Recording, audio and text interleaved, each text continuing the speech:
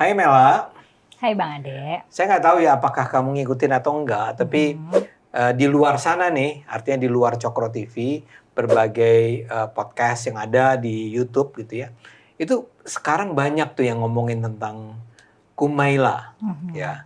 Tapi dalam, Tapi gosip ya? bukan gosip, Apa? perspektifnya negatif, ya. Oke. Tapi ini jangan kalau kamu baca di komentar-komentar di Cokro TV, di kolom komentarnya enggak ya. Karena di Cokro TV itu kolom komentarnya justru orang-orang yang cenderung setuju sama kita. Oke. Yang Soalnya kalau ada yang nggak setuju, dihapusin ya katanya. oh enggak. Oh. Yang dihapus di Cokro tuh kalau brutal, kalau Kalau cabul. ya cabul misalnya ngomong apalah tentang fisikmu gitu ya. Nah itu sama sekali nggak diizinkan di sini ya.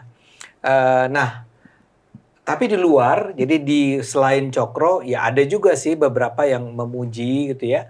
Tapi ada banyak nih yang punya tuduhan macam-macam terhadap Mela sekarang. Ya apalah namanya, misalnya orang tuh kayaknya nggak bisa terima bahwa Mela ini adalah seorang hafiz ya. Bahkan ada yang bilang bohong tuh habisnya. Jadi setelah Mela udah menunjukkan bahwa kamu tuh bisa mengaji dengan sangat baik dan menghafal Quran dengan sangat baik, itu tapi dibilang enggak tuh itu cuma pura-pura atau banyak salahnya gitu. Tapi itu masih nggak apa-apa lah kalau menurut saya, ya kan. Tapi juga kalau Mela nanti mau komentar boleh lah. Tapi yang lebih serius adalah Mela itu dituduh dengan sengaja berusaha mendorong agar penonton ya itu meninggalkan agama, meninggalkan Islam lebih spesifiknya. Meninggalkan Islam menuju. Meninggalkan Islam ya. Jadi anti-Islam bahkan. Ya, saya mulai dari situ dulu deh. Dalam pandanganmu tuh seperti apa? Nggak tahu, aku jadinya bingung karena sebenarnya memang di aku tuh tuduhan-tuduhan yang masuk ke aku ya, yang menyerang aku juga kayak gitu ada. Dan ada testimoni-testimoni juga yang bilang emang mereka jadinya setelah mendengarkan aku jadi meninggalkan Islam. Tapi sebenarnya emang ada yang bilang begitu? Aku nggak tahu benar atau enggak, tapi ada yang bilang gitu. Terus tapi ada yang bilang juga malah jadi lebih mantap berislam, itu ada juga. Nah sebenarnya kan konten aku ini kan bukan konten dakwah ya Bang Ade ya. Aku tuh lebih kayak kontennya lebih bahas konsep sebenarnya. Ini loh, misalnya kayak kalau aku punya kritik, ini loh kritik aku dan ini dasarnya. Kalau kadang-kadang juga bentuknya cuma serangkaian fakta aja. Ini loh sejarahnya, ini loh dari sisi sains kayak gini. Hal-hal kayak gitu sebenarnya. Jadi bukan ajakan yang gimana-gimana. Mungkin kalau ada ajakan dari aku tuh sebenarnya ajakan mikir ya. Tapi kan outputnya gimana aku nggak bisa atur. Kalau aku bisa atur ya aku pengennya semua orang suka sama aku, sayang sama aku. Tapi kan enggak, banyak respon-respon yang jahat juga ke aku. Dan aku nggak ada agenda gimana-gimana sih. Sebenarnya tuh aku bikin konten juga sesederhana karena misalnya nih aku pengen punya channel, apa ya yang bisa aku kontenin? Nah kebetulan wawasanku dan pengalamanku itu ya urusan agama aja gitu, karena aku tumbuh besar di lingkungan yang religius. Jadi observasi aku pada hal-hal yang berkaitan dengan agama, dan karena pendidikanku juga selalu pendidikan yang Islami, pemikiran-pemikiran aku juga yang bernuansa agama gitu. Kebetulan pengetahuan dan pengalaman yang aku punya cuma itu, yang bisa aku share cuma itu gitu. Ya cuma orang menganggap bahwa kamu bukan cuma membahas agama, banyak orang membahas agama. Kamu bukan membahas agama, kamu memusuhi Islam. Aku tuh nggak paham di mana narasi permusuhan yang aku bangun. Aku tuh tidak pernah menghina orang atau menghina kelompok. Aku tuh selalu mengkritik gagasan, mengkritik perilaku. Makanya aku tidak mengerti bagaimana orang bisa sampai ke kesimpulan itu. Salah satu yang Mela katakan, ya dalam wawancara kita ya, dalam saat saya wawancara Mela adalah, sebetulnya agama itu dalam hal ini Islam ya, Islam itu tidak berlaku sepanjang zaman. Al-Quran. Al-Quran ya. Iya. Tapi kemudian orang mengatakan bukan Al-Quran tapi Islam ya. Jadi ajaran Islam lah ya. Al-Quran tuh tidak berlaku sepanjang zaman. Al-Quran itu hanya relevan untuk masanya, tapi tidak lagi untuk masa ini.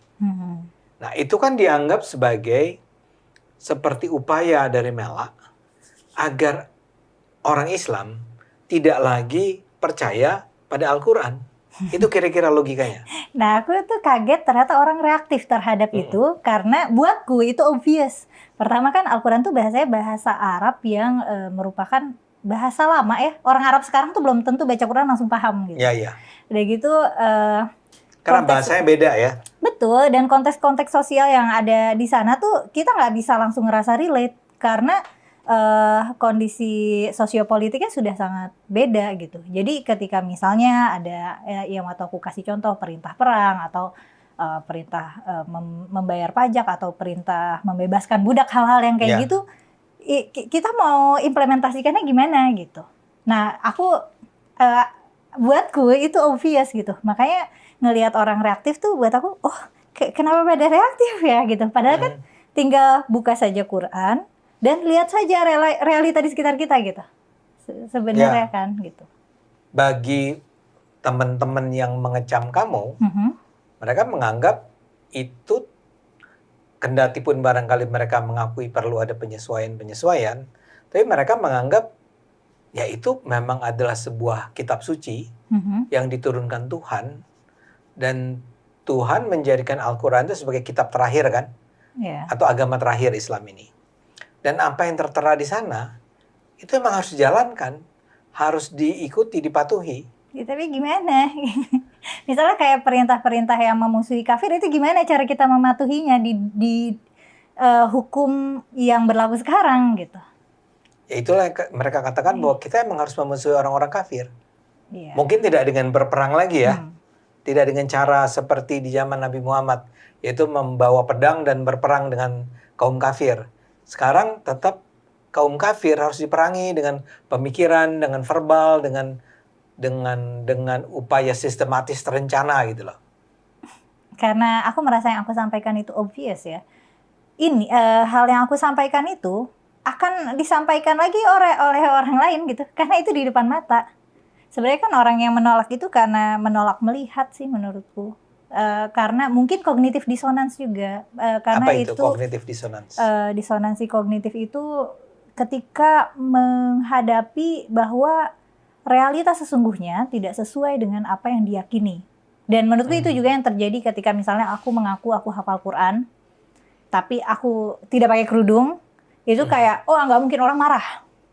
Orang marah karena orang marah itu karena kognitif disonans, dia ke-trigger.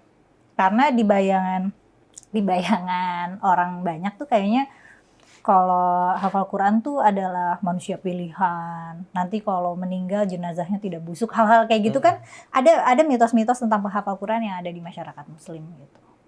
Sehingga ketika melihat ternyata penghafal Qurannya seperti kamu, ya mereka marah. Kayaknya itu disonansi kognitif. Oke. Nah sekarang kembali ke tadi lagi ya. Jadi sebagai contoh,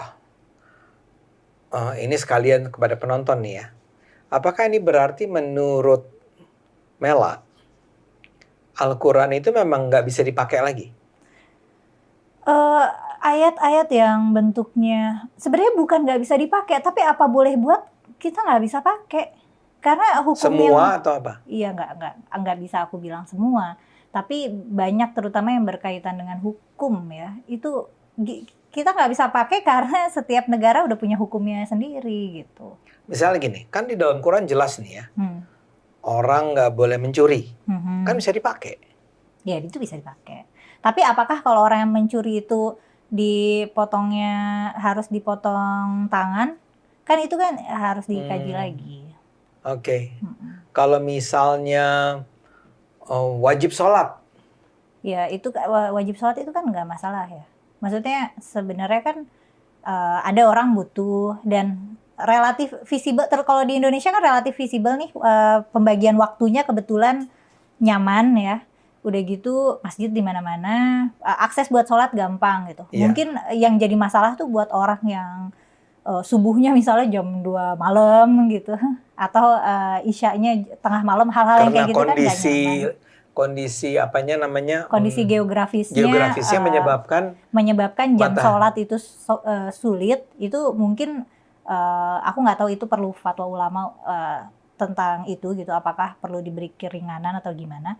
Tapi menurutku mah sholat tidak punya implikasi sosial dan moral yang besar ya. Tapi maksudnya kalau diterapkan. Oke. Kalau yang diperintahkan di zaman itu diterapkan juga sekarang, ya kalau masalahnya di mana gitu ya? Kalau sholat tuh nggak ada implikasi sosial atau moral. Kayak misalnya zakat kan sekarang ulama sekarang merumuskan kayak zakat kontemporer. Jadi kalau dulu tuh zakat harta itu kan wajib bagi kayak peternak atau petani yang kaya raya gitu, yang hartanya sudah mencapai dia punya sejumlah harta. Aku agak lupa batasnya berapa, tasab itu berapa. Anggaplah 200 gram emas gitu. Berarti sekitar mungkin punya harta 200 juta yang diem setahun. Yang udah nggak dia pakai setahun, maka dia wajib zakat. Ini aku bisa jadi aku memberikan detail informasi ini salah ya. Oke. Jadi ini adalah semacam simulasi dari Mela ya. Tapi kan ulama sekarang sudah mencoba, nggak usah nunggu punya tabungan 200 juta, nggak usah dihitung dengan banyaknya ternak dan luasnya lahan yang kita punya. Karena kalau misalnya di hukum fikih misalnya zakat itu kan jelas, misalnya kalau kebun kita diairinnya bayar lagi, zakatnya jadi berapa. Kalau kita itu ada aturan nih. Kalau kita dekat sungai atau apa bayarnya berapa. Ya ada hal-hal detail kayak gitu yang sama ulama fikih sekarang dibikin nggak gitu, tapi bikin skema gajian. Jadi kalau misalnya orang yang gajinya di atas 10 juta atau berapa, maka zakatnya berapa. Ada yang mencoba merumuskan itu.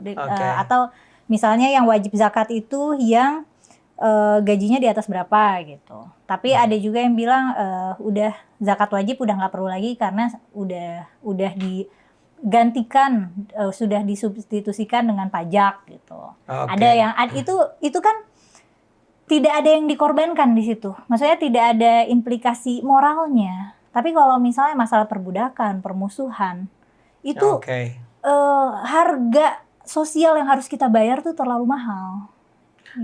Kira-kira kan Mela mau bilang begini nih ya. Di dalam Al-Quran itu sendiri, sebetulnya ada hal-hal yang mau dipertahankan sampai sekarang pun, setelah 14 abad kemudian, nggak ada masalah. Nggak ada masalah. Kalau mau disesuaikan dengan kondisi setempat, juga nggak ada yang masalah. Ya kan? Kayak yang tadi kamu bilang soal zakat. Zakat di masa Nabi begitu formulasinya. Di masa sekarang ya disesuaikan dengan kondisi saat ini. Iya, ada ulama-ulama yang dan mencoba, itu diserahkan kepada para ulama untuk mengambil yang merekontekstualisasikan hukum-hukum yang kayak gitu. Dan itu biasa dilakukan. Dan itu biasa. Jadi di dalam Islam itu biasa. Jadi siapapun yang menonton, siapapun yang mengeritik Mela kemarin itu harus tahu bahwa memang Al-Quran nggak pernah dipakai secara tegas, ketat, sebagaimana yang ditetapkan pada abad ke-7 dulu kan? Iya, kita tuh pilih-pilih, pasti pilih-pilih. Maksudnya kita pilih-pilih apa yang masih bisa kita terapkan dan hal yang nggak bisa kita terapkan tuh apa boleh buat. Kayak misalnya yang sering orang khawatirkan itu masalah riba. Cuman masalahnya kita hidup di dunia, di zaman di mana sistem keuangan itu ya tidak sesuai dengan standar keuangan yang ingin ditegakkan Nabi gitu. Kita nggak bisa lepas dari riba. Kecuali saat itu di Depok tuh ada yang pernah dengar nggak Bang Ade? Jadi di Depok tuh pernah ada komunitas yang mereka punya pasar sendiri dan jual beli pakai emas. Oh gitu. iya. Nah iya, kecuali kalau mau bikin kayak gitu. Tapi nggak bisa, kita punya rekening bank. Ya. By the time kita bertransaksi pakai uang aja, itu kan berarti ya udah riba gitu. Kita berpartisipasi dalam perekonomian dunia saat ini, itu kita nggak bisa lepas dari riba. Dan itu kayak apa boleh buat, itu bukan salah siapa-siapa kita. Bukan salah Bunda mengandung. Bukan, kita tidak sepowerful itu untuk melawan sistem ekonomi global gitu. Iya.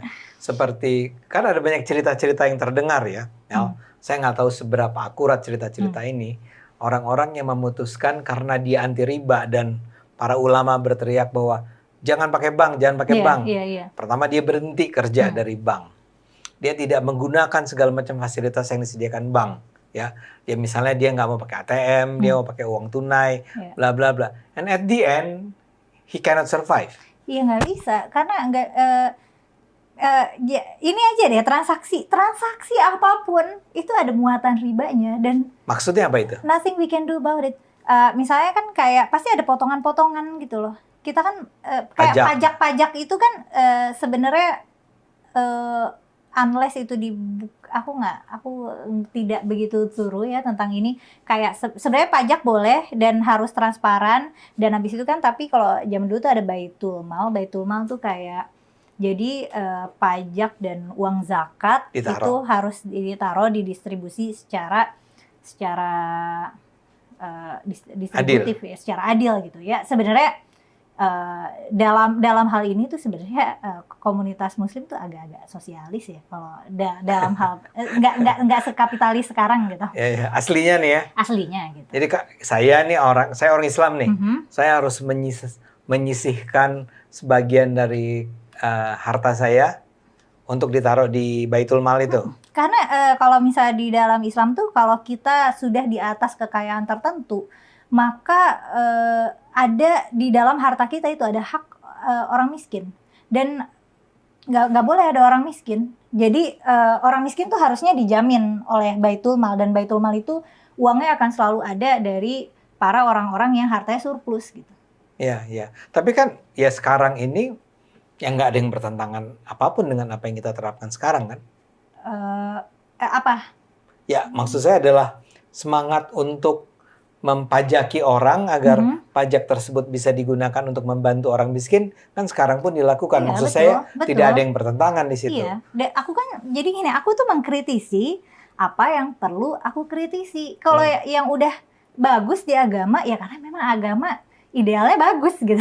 Idealnya bagus ya. Idealnya bagus. Kamu sendiri mengakui agama itu idealnya bagus ya. Idealnya bagus. Jadi harusnya bagus. Dengan kata lain sebetulnya nih buat penonton, bagi siapapun yang menuduh bahwa Mela ingin agar orang meninggalkan agama, nggak bisa diterima.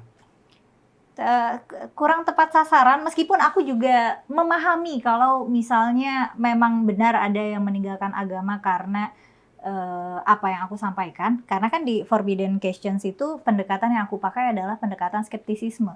Dan itu kan pendekatan yang biasanya dipakai oleh orang-orang yang skeptis. Yang skeptis itu kan kebalikannya beriman ya, kebalikan percaya gitu.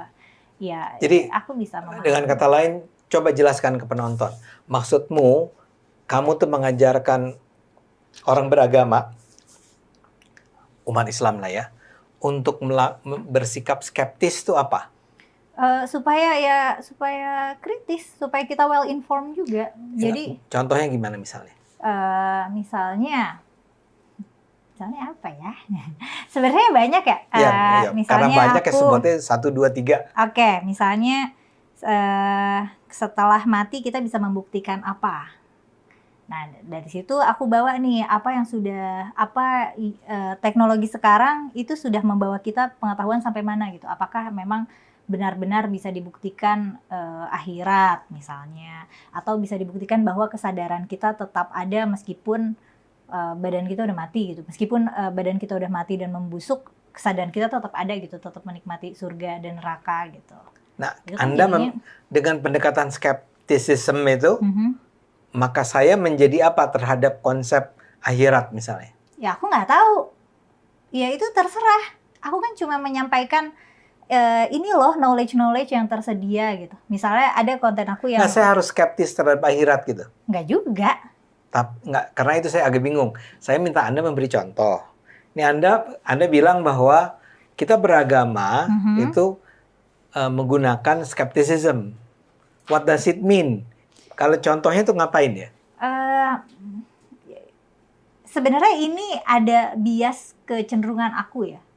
Aku adalah orang yang memang kecenderungannya skeptis. Jadi ketika diberikan informasi atau diberikan pengetahuan, aku akan bertanya. Aku akan punya pertanyaan meskipun tidak aku sampaikan gitu. Misalnya kalau misalnya ada orang bilang sholat 5 waktu itu wajib loh, aku akan mikir kenapa wajib.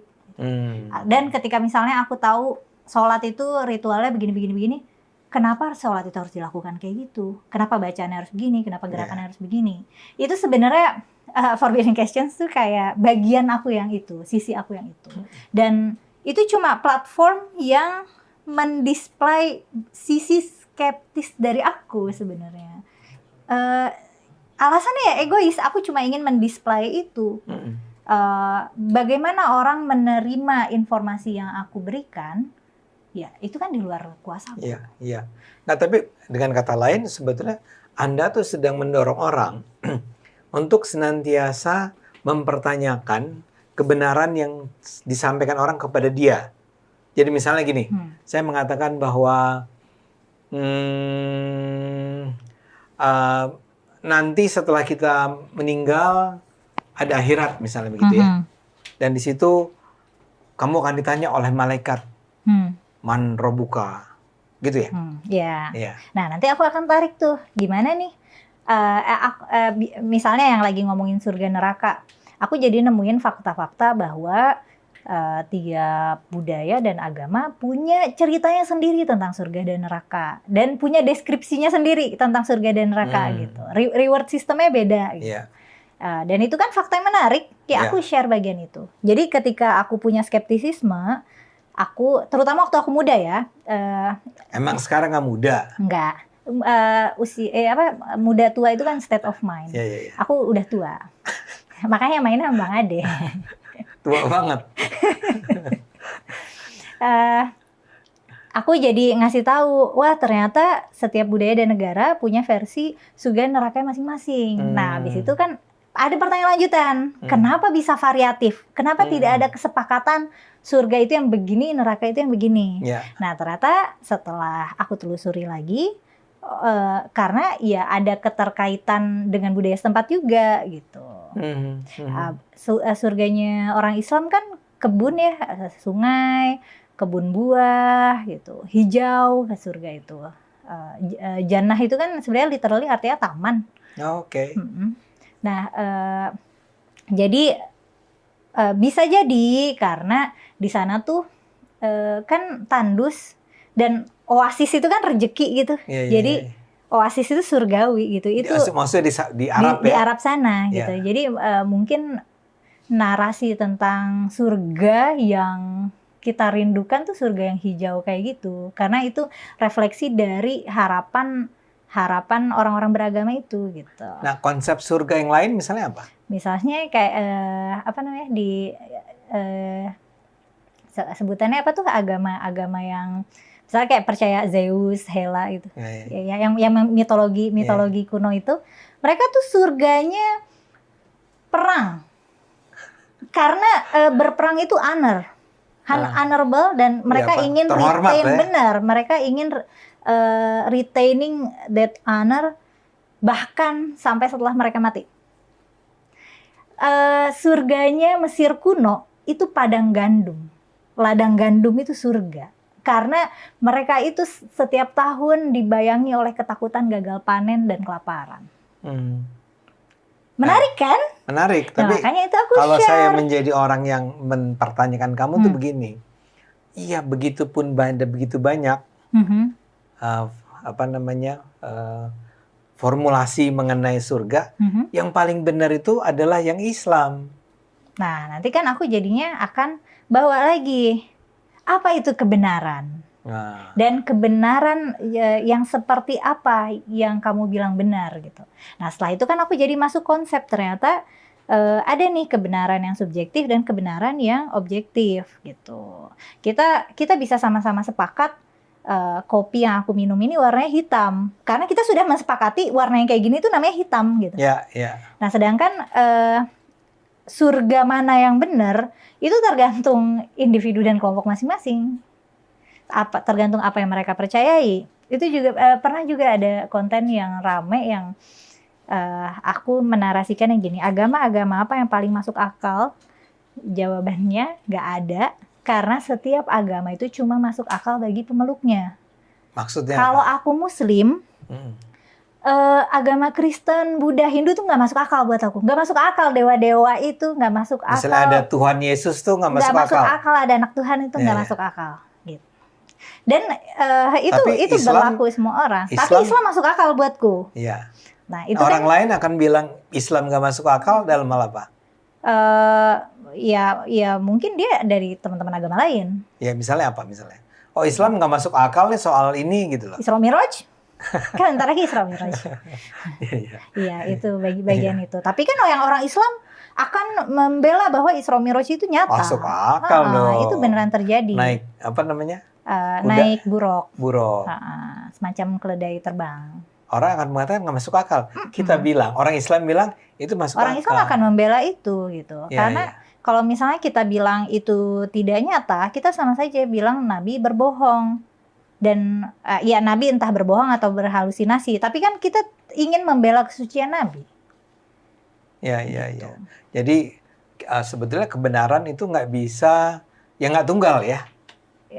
Terutama dalam hal agama ya, kecuali dalam konsep-konsep yang memang kita sepakati gitu. Kalau ini kan tidak perlu ada perdebatan apakah kopi ini hitam. Ya. Kalau enak atau enggak soal lain ya. Betul. Nah, itu enak atau enggaknya itu jadi masuk ke tergantung selera individu jadinya. Dengan mungkin ini oversimplistis ya. Anda bisa bilang bisa dibilang apapun, semua hukum yang ada misalnya dari kewajiban puasa, kewajiban sholat, kewajiban memerangi orang kafir, mengharamkan babi, segala macam. Itu adalah hal-hal yang menurut pandanganmu itu adalah sesuatu yang bisa setiap saat ditafsirkan ulang. Dan itu sudah terjadi. Maksudnya bahkan nggak jauh-jauh dari ketika Islam mulai menyebar, itu kan dilemanya begitu. Apakah Al-Quran boleh diterjemahkan? Gitu. Ketika misalnya Islam sudah menyebar ke daerah-daerah yang tidak berbahasa Arab, apakah Quran boleh dilafalkan dengan secara tidak akurat gitu? Ini kalau misalnya di wilayah yang misalnya dia puasa nih, tapi maghribnya bukan jam 6 gitu, maghribnya malam banget, kan udah lapar banget tuh, udah gemeteran. Boleh nggak buka puasa lebih early? Dan para ulama tuh sudah memodifikasi itu, dan itu tuh nggak apa-apa. Dalam tradisi Islam tuh sebenarnya nggak apa-apa, dan karena apa boleh buat. Iya. Jadi Anda akan membantah kalau Anda dibilang sedang ingin menghancurkan Islam. Gimana caranya aku seorang diri menghancurkan Islam gitu? Kan katanya kan Islam ini agama dari Tuhan, agama yang benar, agama yang suci. Kan yang namanya kebenaran itu kan orang akan bisa lihat sendiri. Nah ini, Anda tuh dibilang bukan sendirian menghancurkan. Anda itu memang ditugaskan. Anda itu ditugaskan. Oke. Ya, ditugaskan. Bahkan sudah ada yang mengatakan Anda itu pada dasarnya adalah agennya orang Kristen. Atau bahkan misionaris. Seperti dulu Snok Hugro-nya di masa lalu itu, kalau Anda pernah ingat, orang yang betul-betul bahkan naik haji, dan sebetulnya dia sedang ingin mempelajari Islam agar bisa menaklukkan Islam, kira-kira gitulah. Nah, Anda tuh pada dasarnya orang yang ditugaskan untuk masuk ke dalam umat Islam, mengacak-acak dari dalam, membuat orang menjauh dari Islam sendiri, dan hancurlah Islam. Apa akan respons Anda? Respons pertamaku, wah konspiratif sekali. Iya, tentu saja. Aku kan bikin konten dengan wajah asli ya. Aku menampakkan diri, aku menunjukkan diri, aku menggunakan nama asli. Jadi aku tidak sedang menyamar, dan identitasku sangat mudah dikonfirmasi. Orang bisa cek aku kuliah di mana atau asal sekolah di mana. Orang tuanya siapa? Bahkan sekarang tuh orang jadi bisa tahu aku, keluarga aku siapa. Hal-hal yang privat buatku tuh jadinya orang kulik-kulik. Jadi informasi tentangku tuh sangat mudah dicari tahu, dan aku juga tidak ada yang aku tutup-tutupi. Meskipun aku juga tidak mau mengumbar-ngumbar gitu hal yang menjadi privasi aku. kalau misalnya aku ditugaskan oleh gereja agen Kristen, pertama karena aku lahir di lingkungan yang sangat homogen ya, sepanjang pendidikan aku di pesantren, keluarga aku sangat Islami, aku kuliah juga studi Islam. Temanku yang non Muslim tuh sangat sedikit, kecuali di circle-circle tertentu gitu. Pas zaman sekolah paling teman-teman non Muslim aku tuh cuma teman-teman Olimpiade, sesama peserta Olimpiade. Dan sekarang pas udah dewasa tuh paling di circle-circle hobi yang kecil-kecil, komunitas-komunitas kecil. Dan kita nggak pernah ngomongin agama gitu, kita ngomongin hobi. Dan aku juga nggak kenal siapapun dari gereja gitu. Dan buat penonton harap diingat selalu, Kumaila ini menghafal Quran pada usia 12 deh. 12 tahun. Dan belajar itu sejak usia 8, 9 gitu ya. Sebenarnya aku tuh early reader sih. Jadi tahun usia berapa? Bisa disebut aku bisa baca Quran dan baca buku itu mungkin umur 3-4 tahun tuh udah bisa baca. Ya, saya mau bilang begini. Jadi kalau Anda adalah agen nih, agen yang dididik sejak usia 4 tahun. Kamu belajar ya, kamu hafalkan Quran, menjadi seorang penghafal, kemudian masuk ke lingkungan komunitas Muslim dan mengacak-acak dari dalam. Iya, ini ya cerita yang sangat luar biasa. Luar biasa, ini dramanya luar biasa. Sebenarnya arahan untuk belajar Quran kan itu lebih karena orang tuaku ya. Maksudnya karena ibuku hafal Quran juga, dan bapakku bapakku juga dosen studi Islam juga. Jadi memang lingkungannya sangat Islami yang akademis gitu. Memang di nuansanya tuh sangat mendukung aku buat belajar. Dan kalau misalnya aku agen Kristen gitu, melakukan kristenisasi, aku tidak pernah menyampaikan doktrin Kristen karena wawasanku sangat minim tentang itu. Kalaupun aku punya... pertanyaannya itu. Kalau betul-betul Anda adalah seorang yang jadi pengkritisi agama, Anda tuh hanya mengkritik Islam, tapi tidak mengkritik Kristen, tidak mengkritik agama lain. Karena aku tahunya cuma Islam. Aku bergaulnya juga ya itu pendidikan aku Islam, keluargaku Islam, dan pergaulanku di komunitas Muslim gitu. Aku tidak punya banyak pengalaman dan pengetahuan tentang agama lain. Kalaupun aku punya wawasan tentang agama lain, itu biasanya perpanjangan dari belajar Islam gitu, atau wawasan tongkrongan gitu. Yang mana itu kan pengetahuan yang tidak bisa aku pertanggungjawabkan. Nah, sedangkan kan aku berusaha menjaga standar forbidden questions nih, informasi yang aku sampaikan tuh memang hal yang bisa aku pertanggungjawabkan gitu, baik dari sisi rasionalitas atau dari sisi referensi gitu. Nah, jadinya aku nggak bisa bahas semua agama. Kalau aku punya kecerdasan itu, kalau aku punya hazanah itu, ya aku akan share sih. Kalau aku punya wawasan itu dan aku punya kritik tentang itu, kalau aku punya wawasan agama lain, ya aku akan skeptis juga ke agama lain. Dan sebenarnya kalau misalnya agen Kristen, ada juga kok orang Kristen yang marah sama aku gara-gara konten aku mempertanyakan siapa yang menghamili Ibu Maria. Dan itu kan konten yang materinya bukan cuma aku sadar dari Quran, tapi aku sadar dari kitab orang Kristen juga. Dan misalnya waktu aku mengkritisi, ini beneran gak sih banjir bandang Nabi Nuh? Itu yang bahtera Nabi Nuh dan segala macam. Terus aku menemukan ada epos yang mirip sekali dengan cerita banjir bandang Nabi Nuh ini, epos kuno di masa lalu. Terus itu kan buatku seru ya, tapi ternyata itu ofensif juga gitu. Ada orang-orang Kristen yang marah juga. Ini tuh kisah yang nyata gitu. Dan aku dapat ada respon dari seorang pendeta gitu, kuliah untuk Kumaila Hakimah. Nah, isinya tuh tentang perbedaan kisah Nabi Nuh dan epos Gilgamesh zaman dulu gitu. Nah, cuman kan itu responnya bagus ya. Dia pendeta merasa aku menyampaikan informasi yang salah tentang Kristen, dan dia memberikan aku kuliah. Gitu. Ya, soal Anda setuju atau enggak kan soal lain. Iya benar, tapi dia memberikan aku pengetahuan gitu. Sebenarnya dalam Kristen tuh menerjemahkan kisah ini tuh dengan begini-begini loh, Kumaila gitu. Jadi Kumaila ini kalau saja kamu mendalami Kristen, Kayaknya konten aku forbidden question sih isinya Kristen. Kalau aku misalnya dibesarkan. Jadi misalnya kamu belajar Islam, Kristen juga, sama-sama mendalam, yang akan kamu skeptiskan tuh adalah Islam dan juga Kristen.